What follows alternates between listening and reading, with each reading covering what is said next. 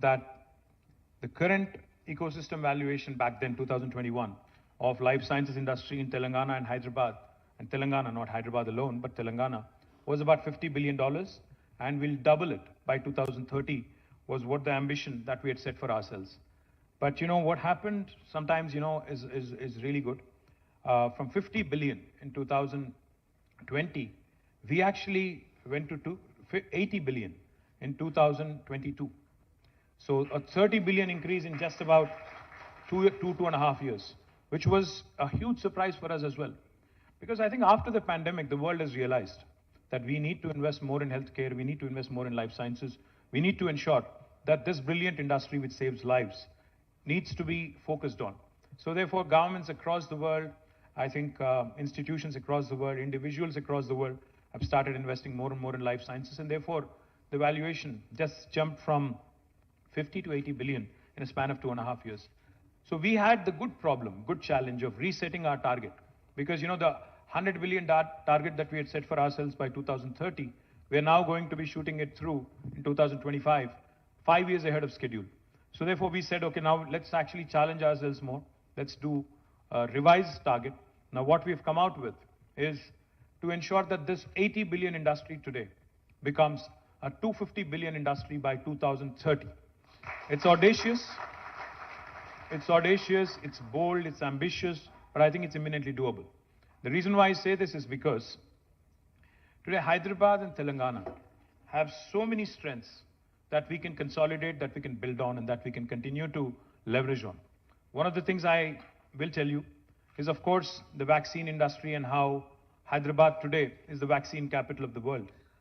35% of world vaccines are produced from Hyderabad. In fact, 9 billion doses are produced from Hyderabad.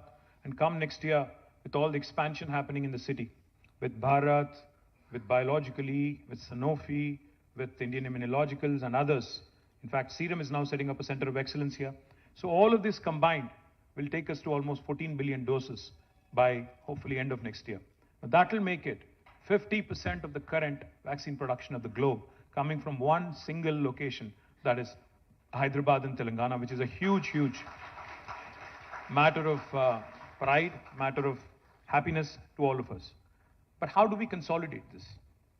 We produce 35% of global vaccines. We produce 40% of Indian pharmaceuticals.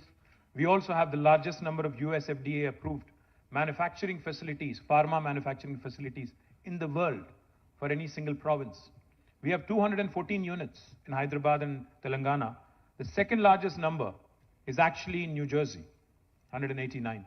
So we have the largest number of US FDA approved facilities for any single province or a single state in the world. Also, with the blessings of our Honorable Chief Minister, we had launched the Telangana Medical Devices Park in Sultanpur in Patancheru. Now that is shaped up really well. We have more than 50 units running already. We have 30 more which will be unveiled soon. And we already have the world's largest stent manufacturing facility in a single location in our medical devices park. Now this is the brilliant story of life sciences in Hyderabad. We have, across the spectrum of life sciences, we have various activities.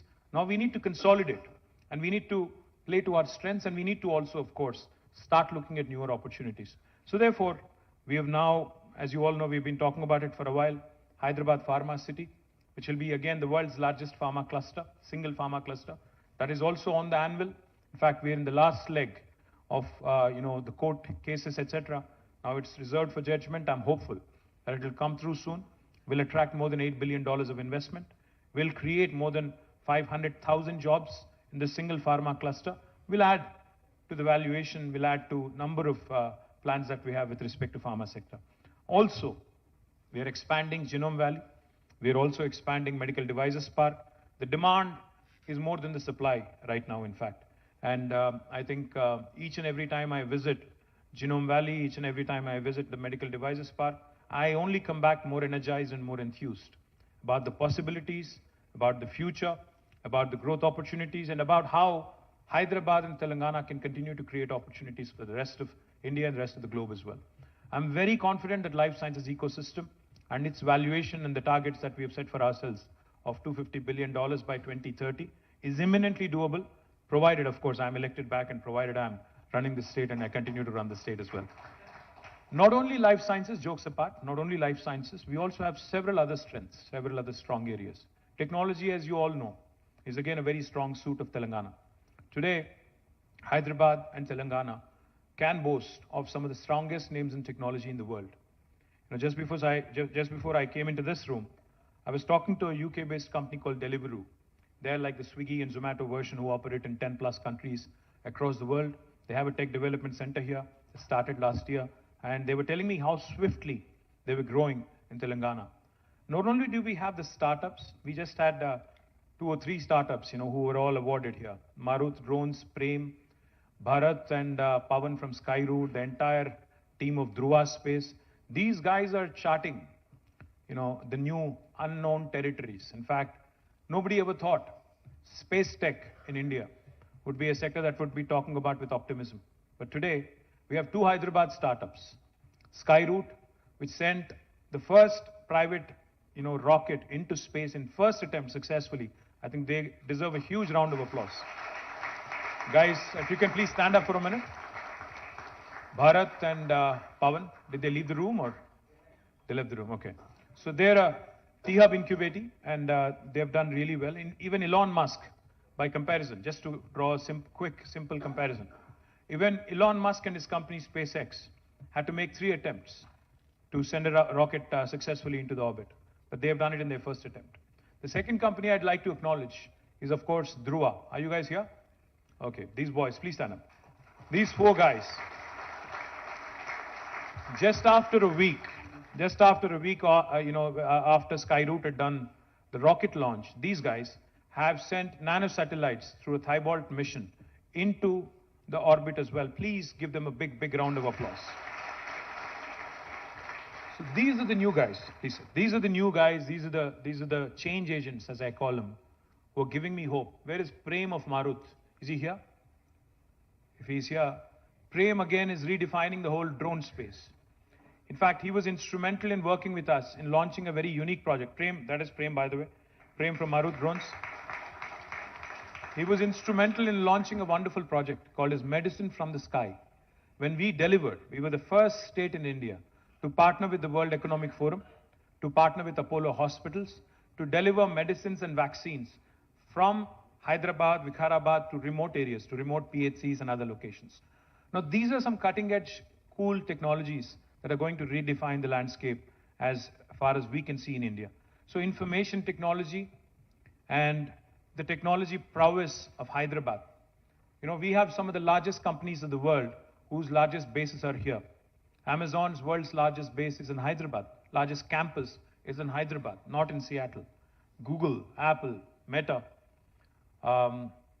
Microsoft, of course, and Salesforce, Uber, Micron, Qualcomm, all of these companies, their second largest bases in the world outside of their headquarters is right here. In fact, we have more than 1 million people working directly in technology from Hyderabad. Now, what does this do? On the one hand, we have strong presence in life sciences where we have more than 450,000 people working in the life sciences area. And we have technology where we have more than 1 million people working right here in Hyderabad. We all know how pervasive technology is in today's world because technology has literally not left any sphere of life untouched. We live in a world, where devices talk to each other. We live in a world of interconnected devices. The day is not very far for those of us who are over 40 and over, into the middle age.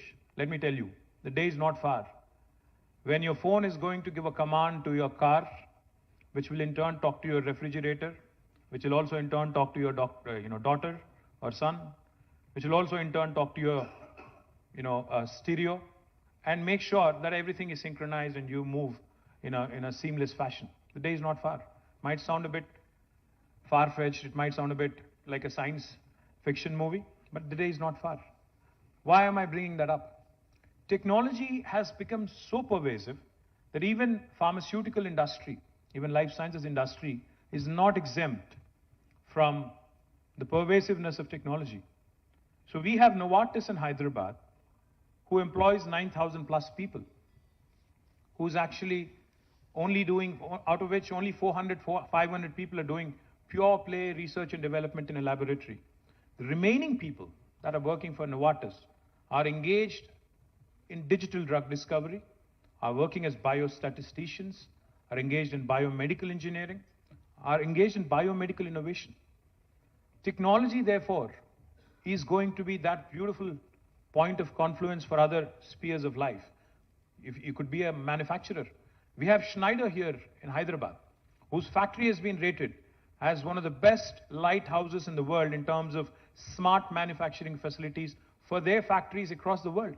And now Schneider is a global company, but their factory here has been rated as one among the best in the world in terms of leveraging technology and bringing in practices with respect to Industry 4.0. So that is the sort of pervasiveness of technology I'm trying to bring up to your notice. I keep saying this and I can't say it enough. Hyderabad is that place where biology meets technology, where life sciences meets data sciences, where Mangoverse meets Metaverse, where paratha meets dosa, where idli meets dokla. The reason why I say this is because India needs economic engines like Hyderabad to continue to attract talent from across the country and across the world. We cannot make do with what we have alone. Of course, we want our youngsters to get lion's share of the jobs, but we also need to understand and emphasize that we need talent no matter where it is from. See, some of our youngsters from Telangana and Andhra are living in the US, are living elsewhere in the world. If they want to come back and set up shop here, they want to come back and give their learnings and give their knowledge, impart their knowledge and create enterprises here, would we not welcome them? So exactly, you have talented individuals across the country in India today who we would want to attract. In fact, the point of confluence, technology plus other spheres of life, as I was pointing out, has become so pervasive that today if you look at the world order, the largest book seller in the world does not own a bookstore. The largest transporter in the world does not own a single vehicle. And the list goes on. Uber, Amazon, neither of them actually have any physical assets in terms of the business they actually are engaged in. So what we need to understand is how paradigms are being redefined, how new business opportunities are emerging. So therefore, Telangana government, understanding this fully and wanting to leverage sustainable mobility, the electric vehicle revolution that's unfolding, we have now launched the Telangana Mobility Valley. Because we understand the automobile of the past was all about design, was all about how robust it should be, how reliable it should be, etc.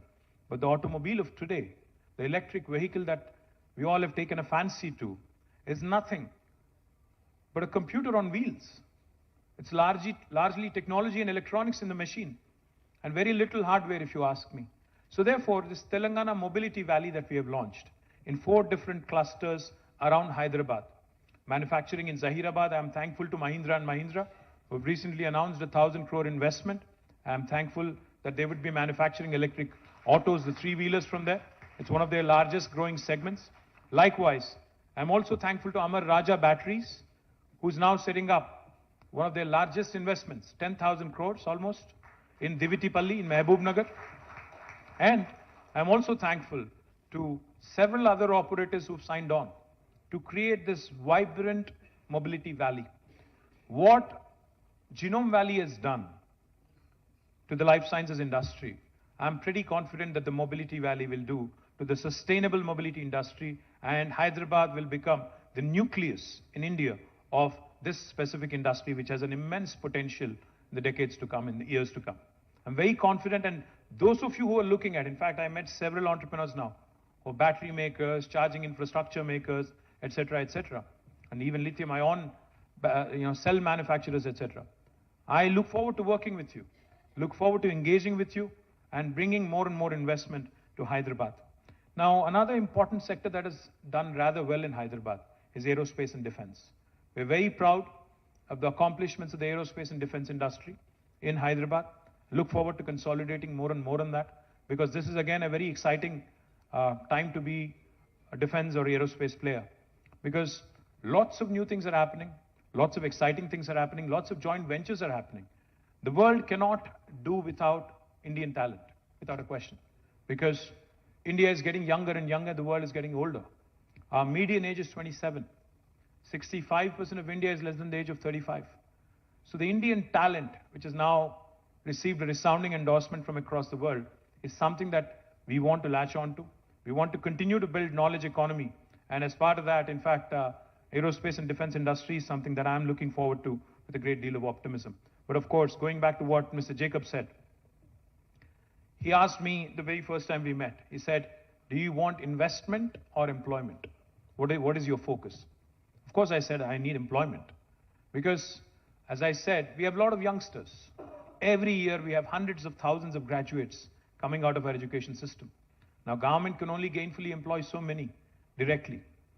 What is the task at hand? What is the biggest challenge every government across the world has? It is the task of people management. It is the task of how do you manage this human capital, the so-called demographic dividend that is there for us, that is up for grabs. So every government across the world, not just India, needs to start assessing and looking at the kind of human resources we have at our disposal and create more and more opportunities. So when Mr. Jacob told me that Kitex is the second largest kids apparel manufacturer in the world, of course I didn't want to let him go. I said, I'll send you a flight, please come. And then he actually came in and he not only chose to invest 3,000 crores, more importantly, he's creating 28,000 jobs for Telangana. I think he deserves a huge round of applause. I'm very hopeful that with taking his lead, taking